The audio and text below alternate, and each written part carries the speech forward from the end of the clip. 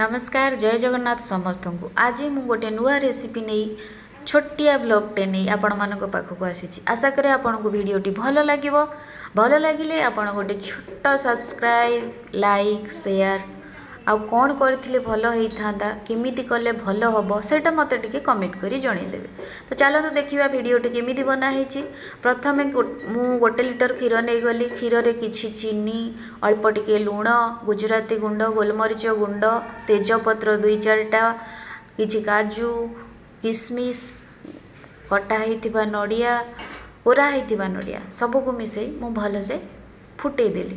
फुटीगला मु चाउल चूना को बतुरे देती कहीं चाउल चूना बतुरे देली ये से बिंडा हेनी सुखिला पकेले काले बिंडा हो कि मुझे बतुरे देती आउ मु अल्प हाफ कप सुजी हाफ कप रु कम हम सुजी पकई देती।